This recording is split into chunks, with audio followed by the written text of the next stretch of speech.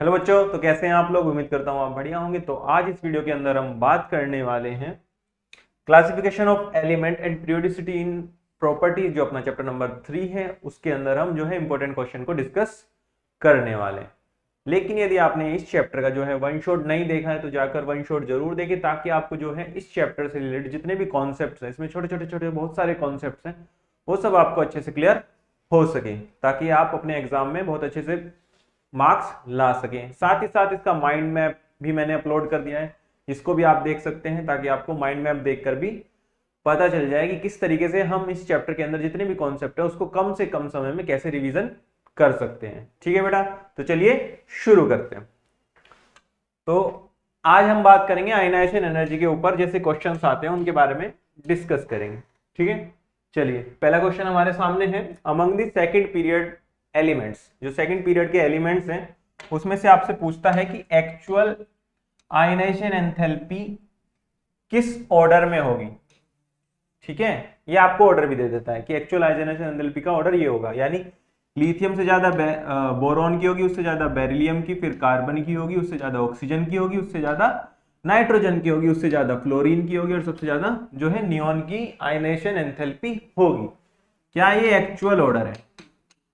क्या है actual order of ionisation enthalpy, यानी आईई, या जिसे हम आयनाइजेशन एनर्जी भी कह देते हैं। ठीक है, तो हमें एक्सप्लेन करना है कि क्यों बेरिलियम जो है उसकी हाइयर है क्या आयनाइजेशन एंथैल्पी देन बोरॉन। ये जो ये सिंबल बनाया है ये भी आयनाइजेशन एनर्जी को बताता है। ठीक है, क्योंकि डेल्टा एच का मतलब केमिस्ट्री में होता है एनर्जी, और आई इसके नीचे छोटा सा लिखा है, इसका मतलब आयनाइजेशन एनर्जी कह रहा है। दूसरा हमें बताना है कि oxygen has lower ionisation enthalpy than nitrogen and fluorine. क्यों ऐसा होता है? तो सबसे पहले बात करते हैं ए पार्ट की, यानी पहले वाले पार्ट की बात करते हैं।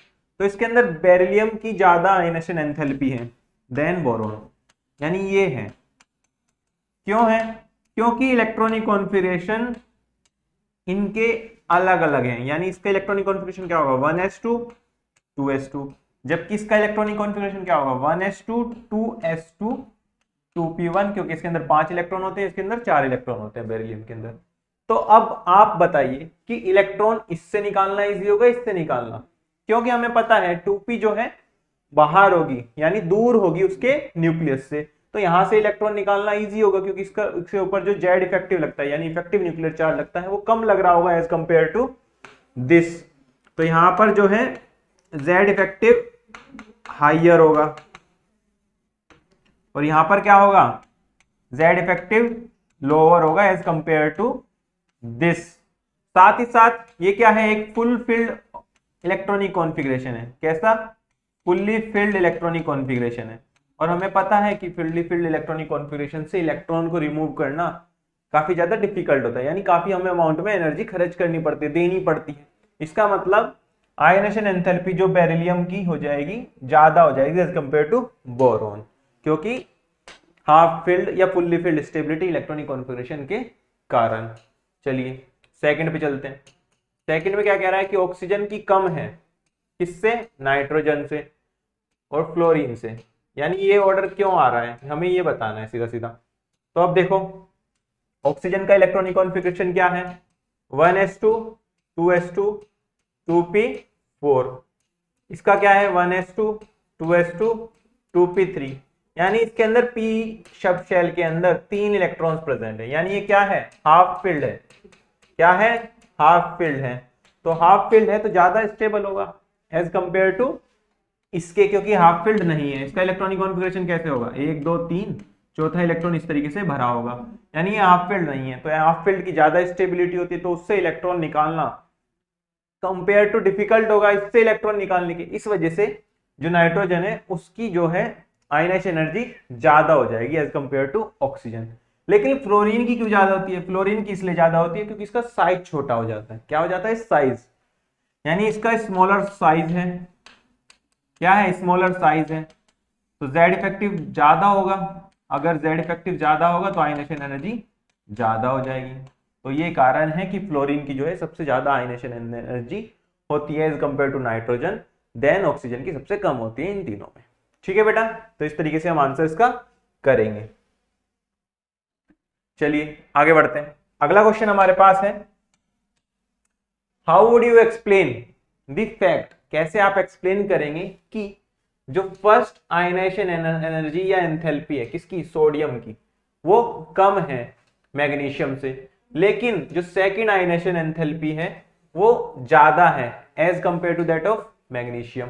यानी मैग्नीशियम की जो फर्स्ट आयनाइजेशन एंथैल्पी है वो क्या है, कम है, क्या है, सॉरी ज्यादा है। क्वेश्चन क्या कह रहा है कि सोडियम की फर्स्ट आयनाइजेशन एंथैल्पी क्या है, लोअर देन मैग्नीशियम, ये कह रहा है हमें क्वेश्चन। और साथ ही साथ क्या कह रहा है दूसरे में कि लेकिन जो सोडियम की सेकंड आयनाइजेशन एंथैल्पी है वो क्या है, ज्यादा है एज कंपेयर टू मैग्नीशियम की सेकंड आयनाइजेशन एंथैल्पी के।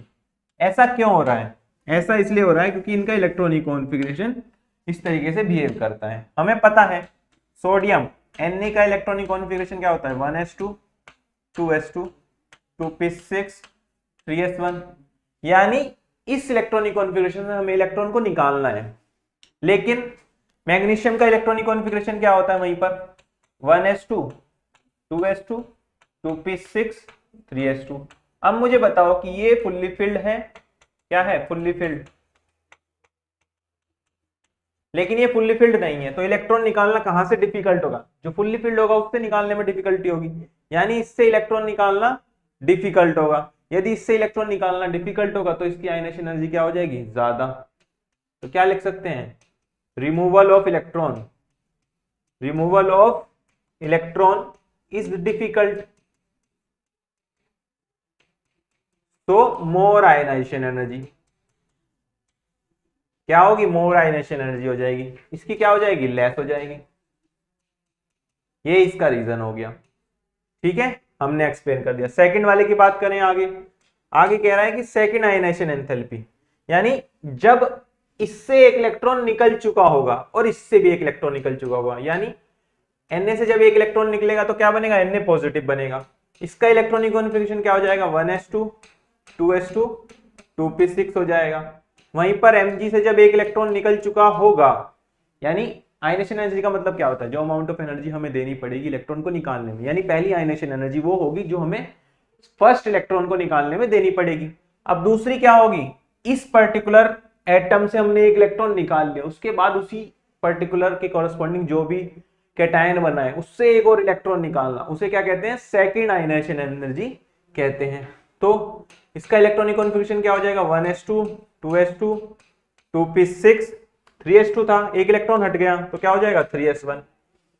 अब मुझे बता दो यहां से Mg2 पॉजिटिव बनाना, यानी एक और इलेक्ट्रॉन निकालना, और यहां से Na2 पॉजिटिव बताना, किसमें ज्यादा डिफिकल्ट है, शायद ऊपर वाले में होगा, इसमें होगा। क्यों, क्योंकि ये फुल्ली फिल्ड हो गया। अब यहां पर क्या हो गया, फुल्ली फिल्ड हो गया, लेकिन इससे एक इलेक्ट्रॉन निकाला जा सकता है, इजी टू रिमूव। तो क्या हो जाएगा, Mg की जो सेकंड आयनाइजेशन एनर्जी होगी वो कम हो जाएगी एज कंपेयर टू सोडियम की सेकंड आयनाइजेशन एनर्जी के। ठीक है, तो इस तरीके से हम एक्सप्लेन कर सकते हैं by using their electronic configuration. ठीक है बेटा, तो ये स्टेटमेंट भी हमने प्रूफ कर दिया कि सही होगा। क्यों सही होगा, क्योंकि यहाँ पे फुल्ली फिल्ड से निकालना पड़ेगा इलेक्ट्रॉन, यहाँ पर फुल्ली फिल्ड से नहीं निकालना है, यानी इजीली निकल जाएगा। इजीली निकल जाएगा तो सेकंड आयनाइजेशन एनर्जी जो मैग्नीशियम की होगी वो कम हो जाएगी सोडियम से। ठीक है बेटा, अब एग्जाम में कैसे लिखना है, आप ऐसे लिख सकते हैं कि first ionisation enthalpy of magnesium is higher than first ionisation energy of sodium because magnesium is having greater atomic number than sodium. इस तरीके से भी लिख सकते हैं, having higher effective nuclear charge than sodium, इस वजह से तो energy required to remove an electron from sodium is lower than that in magnesium. Thus first ionization energy of magnesium is higher than first ionization enthalpy of sodium। लेकिन दूसरी निकालने में मैंने जो अभी रीजन लिया कि सोडियम से डिफिकल्ट हो जाएगा क्योंकि वो तब फुल्ली फिल्ड हो जाएगा, तो वहां से इलेक्ट्रॉन निकालना डिफिकल्ट हो जाएगा, तो इस वजह से सेकेंड आयनाइजेशन एंथैल्पी जो है मैग्नीशियम की कम हो जाती है एज कंपेयर टू सोडियम की सेकेंड आयनाइजेशन एंथैल्पी से। चलिए आगे बढ़ते हैं।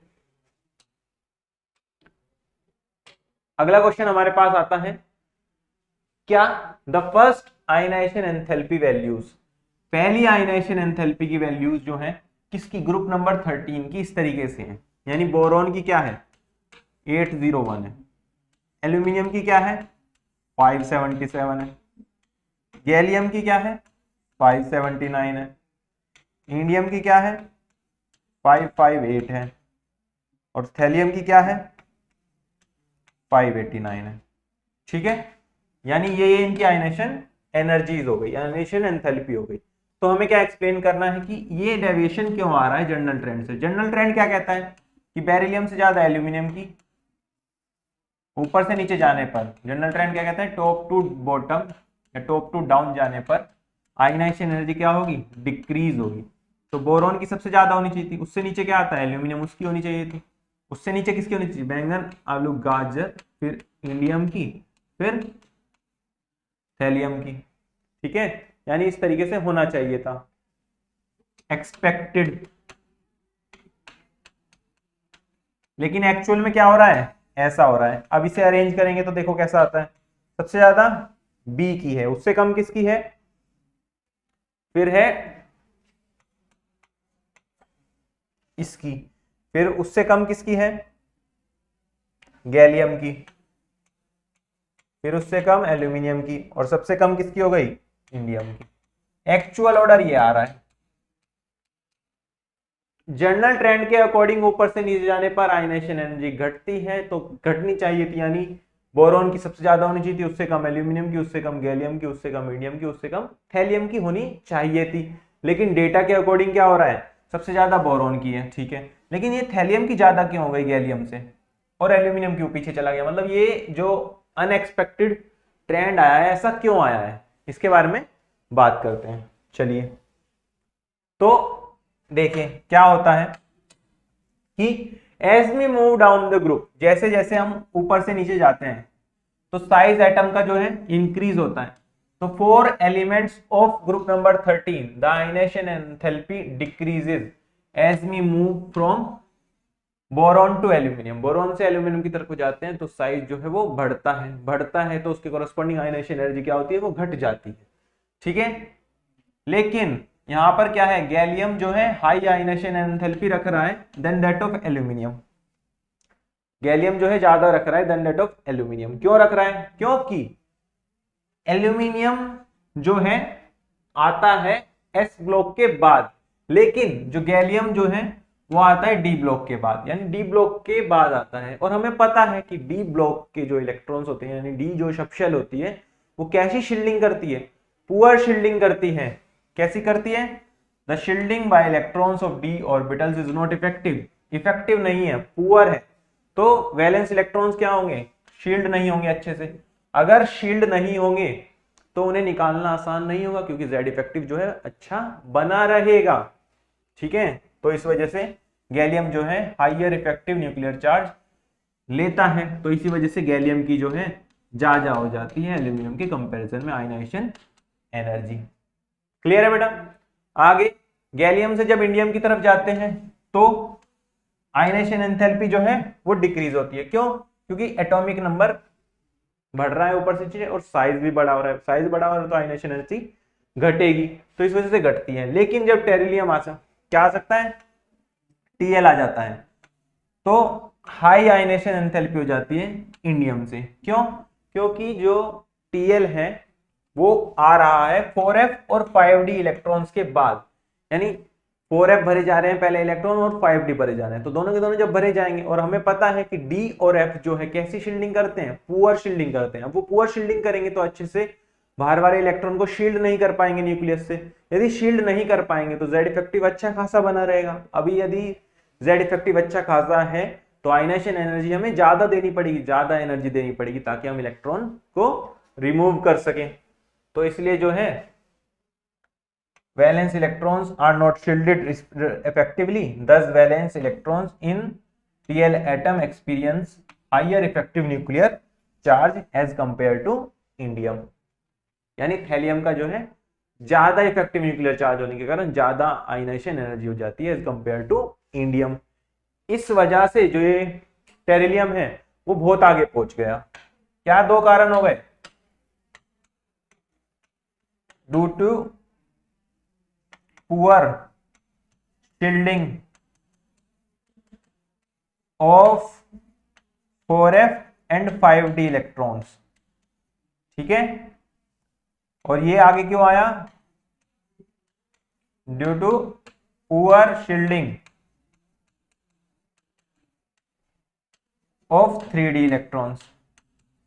3d इलेक्ट्रॉन की पुअर शील्डिंग हुई, इस वजह से ये गैलियम जो है ज्यादा हो गया एल्यूमिनियम से, और थैलियम जो है सबसे ज्यादा हो गया इन तीनों से। क्यों? क्योंकि इसके अंदर दो दो पुअर शील्डिंग आ गई, यानी 4f की और 5d की। इस वजह से शील्डिंग अच्छे से नहीं हो पाई, बाहर वाला जो इलेक्ट्रॉन है वो अंदर वाले न्यूक्लियस के साथ अच्छे से अट्रैक्टेड ही रहा तो जेड इफेक्टिव ज्यादा हो गया। जेड इफेक्टिव ज्यादा हो गया तो आयनेशन एनर्जी ज्यादा हो जाएगी। सिंपल बेटा, आ गया समझ? चलिए आगे बढ़ते हैं। अगला क्वेश्चन हमारे पास क्या है? Which of the following statements is incorrect in relation to ionization enthalpy? Ionisation energy के या एंथैल्पी के रिलेशन में इनमें से कौन सा स्टेटमेंट जो है वो क्या है? इनकरेक्ट है। क्या बताना है हमें? इनकरेक्ट वाला बताना है। चलिए देखते हैं। पहला, ionisation enthalpy increases for each successive electron, यानी किसी एटम से यदि पहला इलेक्ट्रॉन निकाला तो उससे ज्यादा एनर्जी लगेगी उसी एटम के कॉरस्पॉन्डिंग जो कैटायन बना उससे दूसरा इलेक्ट्रॉन निकालने में, और उससे ज्यादा एनर्जी लगेगी तब तीसरा इलेक्ट्रॉन निकालोगे उसी कैटायन से। तो आयनाइजेशन जी पहली से ज्यादा होती है दूसरी, दूसरी से ज्यादा होती है तीसरी। तो ये बात एकदम सही है। तो इसका मतलब ये स्टेटमेंट रॉन्ग या इनकरेक्ट नहीं होगा, तो ये आंसर नहीं होगा। अगला स्टेटमेंट क्या कहता है?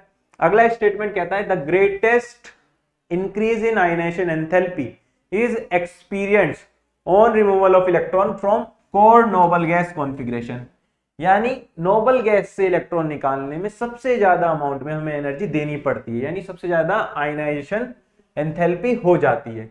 ये बात भी बिल्कुल सही है, क्योंकि नियॉन है, इलेक्ट्रॉनिक कॉन्फ़िगरेशन क्या है? 1s2 2s2 2p6, noble gas core electronic configuration है, यानी इससे इलेक्ट्रॉन निकालना सबसे ज्यादा डिफिकल्ट होगा। तो इसकी ही आयनाइजेशन एनर्जी जो हो जाती है वो मैक्सिमम हो जाती है इन देयर पीरियड, उसके पीरियड में, क्योंकि ये नोबल गैस या core noble gas electronic configuration रखता है।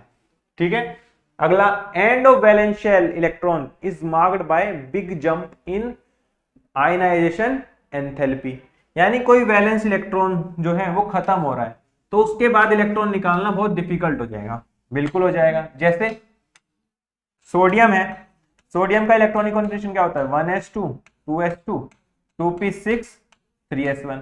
तो यदि इसने एक इलेक्ट्रॉन का लॉस कर दिया, इसको कर दिया लूज करने के बाद क्या बनेगा? Na पॉजिटिव बनेगा, यानी 1s2 2s2 2p6। अब यहां से इलेक्ट्रॉन निकालना इज वेरी डिफिकल्ट।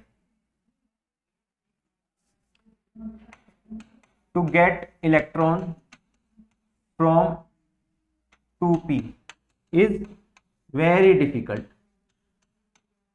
बहुत ज्यादा डिफिकल्ट है। इसका मतलब very high ionisation energy, ionisation energy क्या हो जाएगी? बहुत ज्यादा हाई हो जाएगी। यही स्टेटमेंट कह रहा है कि जब वैलेंस इलेक्ट्रॉन खत्म होता है, ये क्या था? वैलेंस इलेक्ट्रॉन था, खत्म हो गया, तो यहां पर जो आयनाइजेशन एनर्जी होगी इसके कॉरस्पॉन्डिंग, और जो दूसरी आयनाइजेशन एनर्जी होगी इसके कॉरस्पॉन्डिंग, वो बहुत ज्यादा बड़ा गैप होगा। यानी मान लो यहाँ पे 200-300 के अंदर हो रही है, यहाँ पे 2-3 हजार किलो जूल हमें एनर्जी देनी पड़ेगी ताकि हम इलेक्ट्रॉन को रिमूव कर सकें। ठीक है बेटा, चलिए अगला स्टेटमेंट क्या है? Removal of an electron from orbitals bearing lower n value is easier from orbital having higher n value, यानी 2p से इलेक्ट्रॉन निकालना आसान है 3p से इलेक्ट्रॉन निकालने के नहीं। यदि n की वैल्यू बढ़ गई, इसका मतलब साइज बढ़ गया, साइज बढ़ गया तो इलेक्ट्रॉन जो है वो दूर चला गया, किससे? न्यूक्लियस से। यदि दूर चला गया तो z इफेक्टिव घट गया, यदि z इफेक्टिव घट जाता है तो आयनाइजेशन एनर्जी क्या हो जाती है? घट जाती है, क्योंकि कम एनर्जी में ही हम इलेक्ट्रॉन को रिमूव कर सकते हैं। तो ये वाला जो स्टेटमेंट है वो गलत है। क्या है? गलत है। गलत है तो यही आंसर होगा, क्योंकि इनकरेक्ट स्टेटमेंट हमसे पूछा है। क्लियर है बेटा? इस तरीके से हम बता सकते हैं किसी भी स्टेटमेंट कौन इनकरेक्ट है कौन करेक्ट है। चलिए आगे बढ़ते हैं। तो डी इसका आंसर हो जाएगा। चलो अगला क्वेश्चन हमारे पास क्या है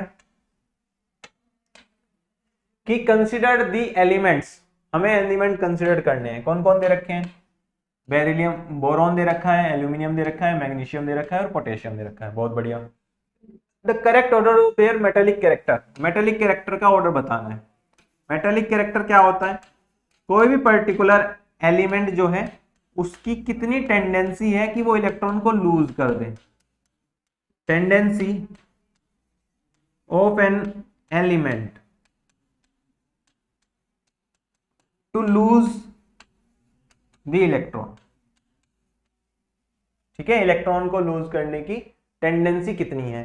अब हमें पता है जैसे जैसे हम ऊपर से नीचे जाते हैं, यानी टॉप टू डाउन जाने पर साइज बढ़ेगा, साइज बढ़ेगा तो जेड इफेक्टिव घटेगा, जेड इफेक्टिव घटेगा तो इलेक्ट्रॉन का रिमूवल इजी होगा, इजी होगा तो मेटेलिक कैरेक्टर बढ़ जाएगा। मेटेलिक कैरेक्टर क्या हो जाएगा? बढ़ जाएगा, यानी इंक्रीज हो जाएगा। और यदि हम जाते हैं लेफ्ट से राइट तो मेटेलिक कैरेक्टर घट जाता है। क्यों? साइज छोटा हो जाता है। यदि साइज छोटा हो जाएगा तो इलेक्ट्रॉन को निकालना डिफिकल्ट हो जाएगा, तो घट जाता है। ऊपर से नीचे जाने पर बढ़ता है, लेफ्ट से राइट जाने पर मेटेलिक कैरेक्टर घट जाता है। अब चलिए हमारे पास बोरॉन है, बोरॉन मान लिया, यहाँ रख लिया। बोरॉन के नीचे क्या आता है? एल्यूमिनियम आता है। बहुत बढ़िया। मैग्नीशियम का आता है? इसके लेफ्ट में आता है, यानी यहाँ आएगा। और पोटेशियम क्या आता है? इसके लेफ्ट में सोडियम आता है, सोडियम के नीचे आता है पोटेशियम। तो इस तरीके से हो जाएगा। अब ऊपर से नीचे जाने पर, ऊपर से नीचे जाने पर मेटेलिक कैरेक्टर बढ़ता है, यानी सबसे ज्यादा के का, फिर मैग्नीशियम का और सबसे कम बोरॉन का। अब मैग्नीशियम और एल्यूमिनियम में किसका ज्यादा होगा? इधर से उधर जाओगे तो साइज घटेगा, घटेगा तो मेटेलिक कैरेक्टर भी घट जाएगा। मेटेलिक कैरेक्टर मैग्नीशियम का ज्यादा होगा एज कंपेयर टू एल्यूमिनियम। तो सबसे ज्यादा किसका हो गया? के का, फिर Mg का, फिर किसका हो गया? एल्यूमिनियम का, और फिर हो गया बोरॉन का। तो ये किसका ऑर्डर हो गया? मेटेलिक कैरेक्टर का। किसका ऑर्डर हो जाएगा? मेटेलिक कैरेक्टर का ऑर्डर हो जाएगा, यानी आंसर क्या हो जाएगा? डी आंसर करेक्ट हो जाएगा। तो इस तरीके से आप जो है मेटेलिक कैरेक्टर का ऑर्डर लगा सकते हैं। ठीक है बेटा, तो आंसर डी हो जाएगा। चलिए आगे बढ़ते हैं। अगला क्वेश्चन हमारे पास क्या है? हमें बताना है नॉन मेटेलिक कैरेक्टर। किसके लिए? बोरॉन, कार्बन, नाइट्रोजन, फ्लोरीन और सिलिकॉन के लिए। क्या बताना है? नॉन मेटेलिक कैरेक्टर बताना है। अब जैसा हमने प्रीवियस क्वेश्चन करा, यानी मेटेलिक कैरेक्टर निकाला, तो सबसे पहले हम मेटेलिक कैरेक्टर निकालेंगे, फिर मेटेलिक कैरेक्टर को क्या कर देंगे? रिवर्स। यदि हम रिवर्स कर देंगे तो हमारे पास क्या आ जाएगा? नॉन मेटेलिक कैरेक्टर आ जाएगा।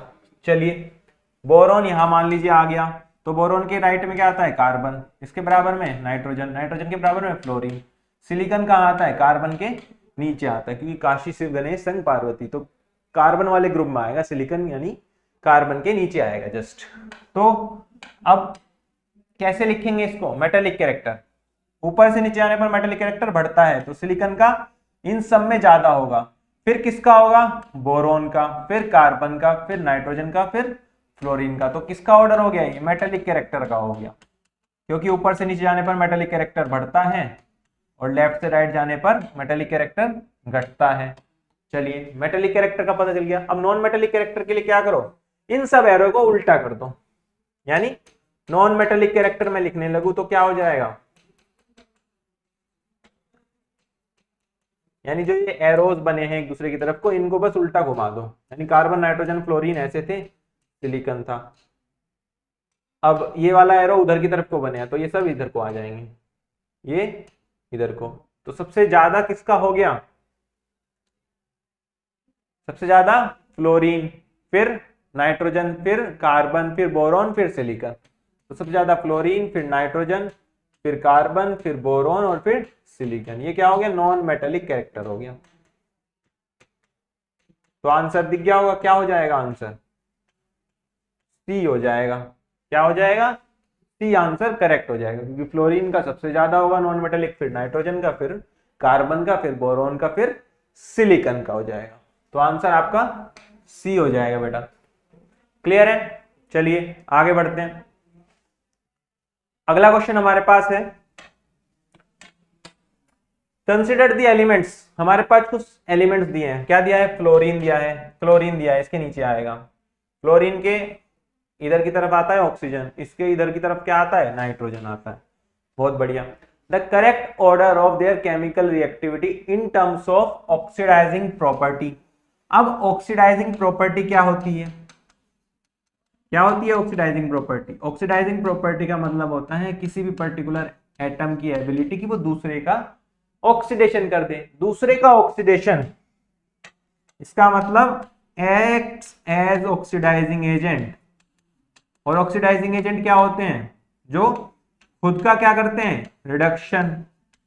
क्या करते हैं, खुद का रिडक्शन। यदि खुद का रिडक्शन करते हैं, इसका मतलब खुद इलेक्ट्रॉन लेना चाहते हैं, और जो इलेक्ट्रॉन लेना चाहता है उसका मतलब उसके अंदर जितना ज्यादा नॉन मेटेलिक कैरेक्टर होगा उतना ज्यादा वो इलेक्ट्रॉन लेना चाहेगा। तो नॉन मेटेलिक कैरेक्टर होगा,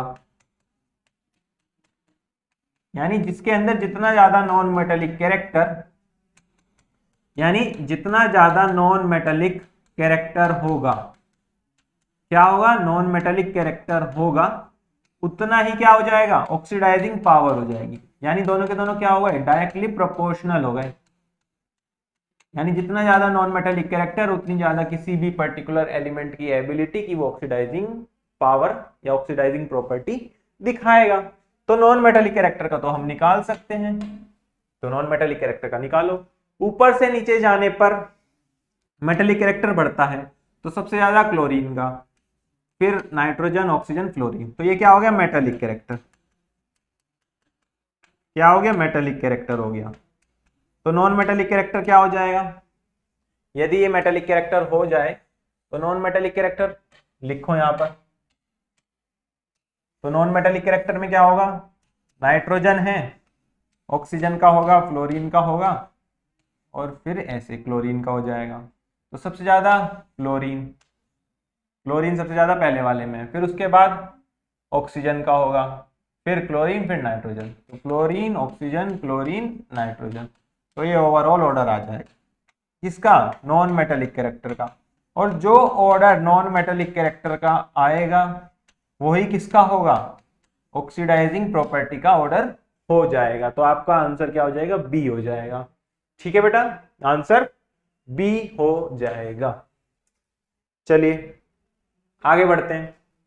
अगला क्वेश्चन हमारे पास क्या है, the order of screening effect of electrons. Electrons का स्क्रीनिंग इफेक्ट sp-d-f ऑर्बिटल्स में से किसी भी गिवन शेल ऑफ एटम के लिए उसकी आउटर मोस्ट शेल का कितना होता है। यानी सबसे ज्यादा s वाले करते हैं, फिर p वाले करते हैं, फिर d वाले करते हैं, और फिर f वाले करते हैं। ये किसका ऑर्डर होता है, शील्डिंग का, शील्डिंग का या स्क्रीनिंग का। यानी यदि s के अंदर इलेक्ट्रॉन है तो वो बाहर वाले इलेक्ट्रॉन को सबसे ज्यादा शील्ड करेगा, स्क्रीन करेगा। यदि p के अंदर है तो वो d और f से ज्यादा शील्ड करेगा। यदि d के अंदर है तो वो d के अंदर प्रेजेंट इलेक्ट्रॉन f के अंदर प्रेजेंट इलेक्ट्रॉन से ज्यादा शील्ड करेंगे या ज्यादा स्क्रीन करेंगे। तो आंसर क्या हो जाएगा, a हो जाएगा। यानी सबसे ज्यादा शील्डिंग या स्क्रीनिंग s की, फिर उससे कम p की, उससे कम d की, उससे कम f की। क्लियर है बेटा, चलिए तो आंसर ए हो जाएगा। आगे बढ़ते हैं। अगला क्वेश्चन हमारे पास है, the first ionisation enthalpy of sodium Na, फिर मैग्नीशियम, फिर एल्यूमिनियम, फिर सिलिकॉन।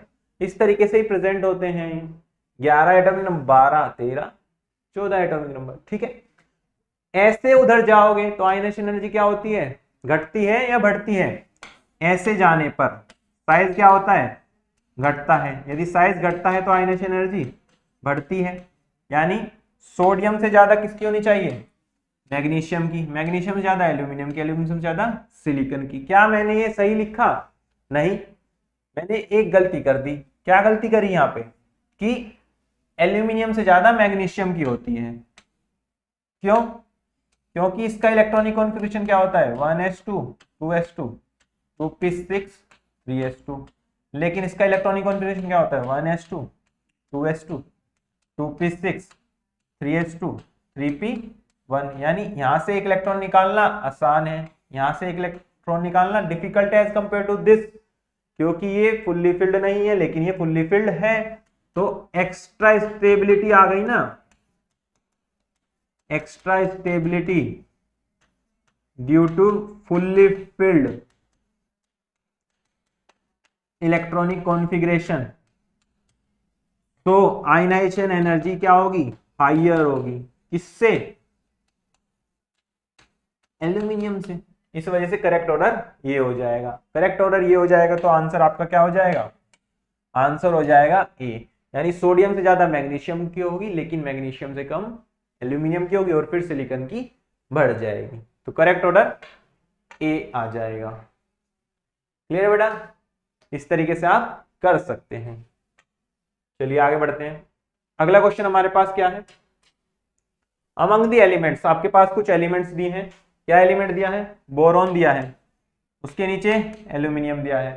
बोरॉन के बराबर में राइट साइड में क्या आता है, कार्बन, कार्बन के नीचे क्या आता है, सिलिकॉन। क्योंकि बैंगन आलू गाजर इन थैला, तो बी के नीचे एल आएगा, काशी के नीचे शिव आएंगे, यानी काशी शिव गणेश सिंह पार्वती जैसे हमने याद कर रखा है, तो उसके नीचे एस आई आ जाएगा। क्लियर है। अब हमें बताना है कि कौन एलिमेंट है जिसकी हाईएस्ट फर्स्ट आयनाइजेशन एंथैल्पी होगी।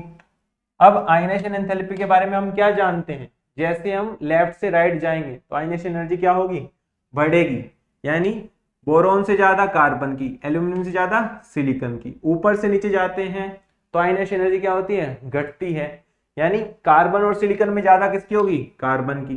बोरॉन और एल्यूमिनियम में ज्यादा किसकी होगी, बोरॉन की, यानी ओवरऑल ज्यादा किसकी होगी, कार्बन की, इन चारों में। तो आयनाइजेशन एनर्जी मैक्सिमम किसकी हो जाएगी, कार्बन की। किसकी, कार्बन की। तो कौन सा एलिमेंट हो गया जिसकी सबसे ज्यादा आयनाइजेशन एंथैल्पी है, वो है कार्बन, यानी ए का आंसर क्या आ गया, कार्बन आ गया। क्लियर है, इस तरीके से हम कर सकते हैं। चलिए आगे बढ़ते हैं। अगला, which element has the most metallic character, किस एलिमेंट के पास सबसे ज्यादा मेटेलिक कैरेक्टर होंगे। दोबारा लगाओ, काशी शिव। मेटेलिक कैरेक्टर ऊपर से नीचे जाने पर बढ़ता है, तो बोरॉन से ज्यादा एल्यूमिनियम में और कार्बन से ज्यादा सिलिकॉन में होगा। लेफ्ट से राइट जाने पर मेटेलिक कैरेक्टर घटता है, यानी बोरॉन का ज्यादा होगा, कार्बन का कम होगा, एल्यूमिनियम और सिलिकॉन में सिलिकॉन का कम होगा। तो ओवरऑल सबसे ज्यादा किसका हुआ, एल्यूमिनियम का। तो सबसे ज्यादा मेटेलिक कैरेक्टर किसका हो गया, एल्यूमिनियम का। किसका हो गया, एल्यूमिनियम का। जस्टिफाई कैसे किया हमने, क्योंकि इधर जाने पर आयनाइजेशन एनर्जी बढ़ती है, ऊपर से जाने पर आयनाइजेशन एनर्जी घटती है। ये इसके रीजन हो गए। क्लियर है। चलिए आगे बढ़ते हैं। अगला क्वेश्चन हमारे पास है, अरेंज द एलिमेंट्स। क्या एलिमेंट्स हैं, नाइट्रोजन है, फॉस्फोरस है, ऑक्सीजन है और सल्फर है। तो नाइट्रोजन कहाँ आता है, यहां लिख लो, इसके राइट में आता है ऑक्सीजन। किसके राइट में आता है, नाइट्रोजन के राइट में आता है। फॉस्फोरस का आता है नाना के नीचे पाटेकर, ठीक है। ऑक्सीजन के नीचे क्या आएगा, उससे टेपो, ओ के नीचे सल्फर आ जाएगा। चलिए अरेंज कर दिया। अब क्या कह रहा है कि फर्स्ट आयनाइजेशन एनर्जी का ऑर्डर बताओ, किसके अंदर सबसे ज्यादा पहली आयनाइजेशन एनर्जी होगी। तो चलिए पहली आयनाइजेशन एनर्जी सबसे ज्यादा किसके अंदर होगी, ऑक्सीजन के अंदर, सल्फर के अंदर, क्योंकि हमें पता है ऊपर से नीचे जाने पर आयनाइजेशन एनर्जी क्या होती है, घटती है। लेफ्ट से राइट जाने पर आयनाइजेशन एनर्जी बढ़ती है। क्या होती है, बढ़ती है। लेकिन इसका यदि इलेक्ट्रॉनिक कॉन्फ़िगरेशन देखोगे तो होगा 1s2 2s2 2p3। इसका क्या होगा, 1s2 2s2 2p4।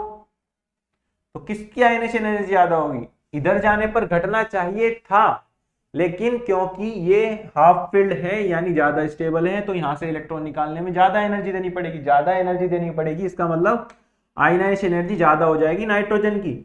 ऐसे ही नीचे फॉस्फोरस की ज्यादा हो जाएगी सल्फर से, क्योंकि इसकी भी वैलेंस शेल में 3 इलेक्ट्रॉन होंगे। क्यों, इलेक्ट्रॉनिक कॉन्फ़िगरेशन क्या होता है, 1s2 2s2 2p6 3s2 3p3। इसका क्या होता है, 1s2 2s2 2p6 3s2 3p4। ठीक है, तो इससे ज्यादा हो जाएगी। ऊपर से जाने पर साइज बढ़ता है तो आयनेशन एनर्जी घटती है, यानी सबसे ज्यादा नाइट्रोजन की, फिर ऑक्सीजन की, उसके बाद फॉस्फोरस की और सबसे कम सल्फर की क्या हो जाएगी, आयनाइजेशन एनर्जी हो जाएगी। ठीक है बेटा, आयनाइजेशन एनर्जी हो जाएगी सबसे ज्यादा नाइट्रोजन की, फिर ऑक्सीजन की, फिर फॉस्फोरस, फिर सल्फर, यानी सबसे ज्यादा नाइट्रोजन, ऑक्सीजन, फॉस्फोरस और फिर लास्ट में सल्फर हो जाएगा। क्लियर है? चलिए आगे बढ़ते हैं।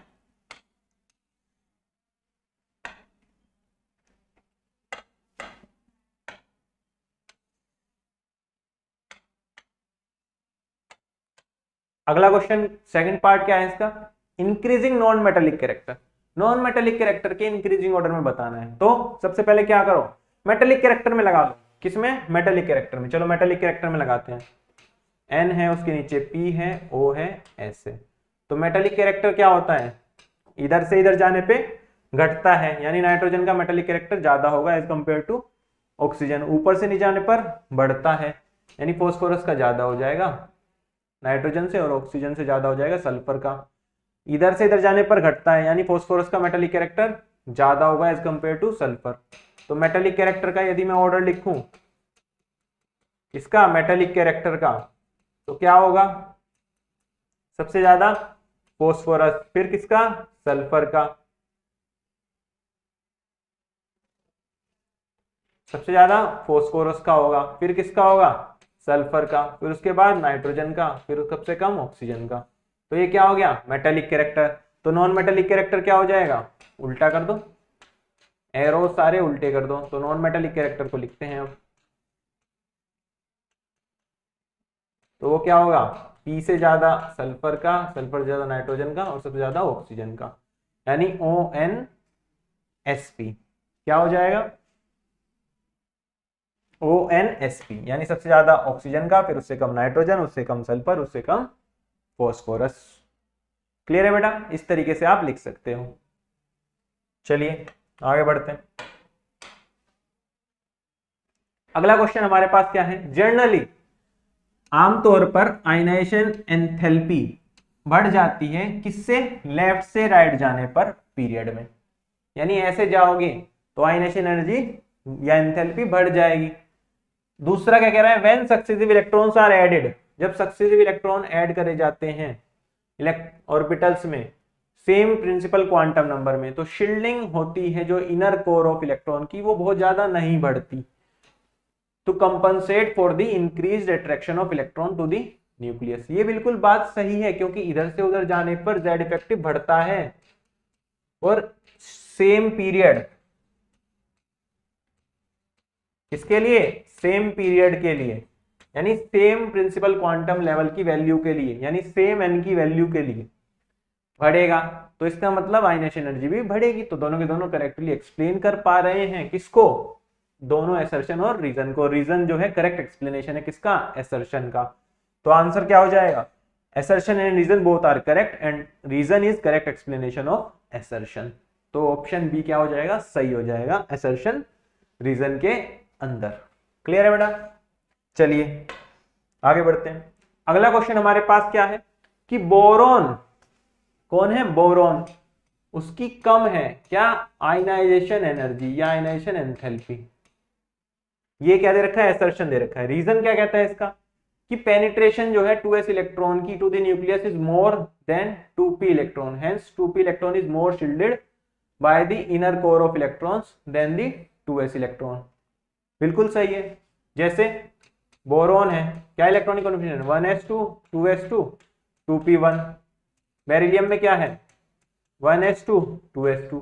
तो यहां पर जो है ये ज्यादा शील्ड होगा ना भाई, 2 इलेक्ट्रॉन है 2s में, तो ज्यादा शील्ड कर पाएंगे इस 2p को। लेकिन जिसका जो इलेक्ट्रॉन है वो शील्ड किससे हो रहा है, 2 इलेक्ट्रॉन इससे हो रहा है, एक खुद के इलेक्ट्रॉन से हो रहा है सिर्फ, यानी इसके अंदर शील्डिंग कम है। शील्डिंग कम है तो जेड इफेक्टिव ज्यादा है, जेड इफेक्टिव ज्यादा है तो आयनाइजेशन एनर्जी ज्यादा है। इस वजह से बेरिलियम जो है ज्यादा आयनाइजेशन एनर्जी रखता है, किससे, बोरॉन से।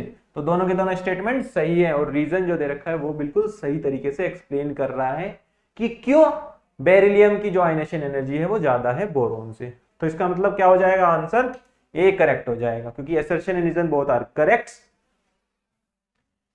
And the reason is correct explanation for assertion, यानी सी वाला हो जाएगा क्योंकि इसके अंदर नॉट करेक्ट आ रहा है ना, तो ये वाला सही नहीं होगा। ठीक है बेटा, तो आंसर इसका सी हो जाएगा। क्लियर है? तो आई होप आपको जो है आयनेशन एनर्जी पर या आयनेशन एंथैल्पी पर सब कुछ अच्छे से क्लियर हो गया होगा। यदि आपने इसका वन शॉट नहीं देखा है तो वन शॉट को जाकर जरूर देखें ताकि आपको आयनेशन एनर्जी का कॉन्सेप्ट जो है वो डिटेल्ड में समझ में आ जाए। चलिए मिलते हैं अगली वीडियो में, तब तक के लिए अपना ध्यान रखें और अच्छे से पढ़ते रहें। All the very best.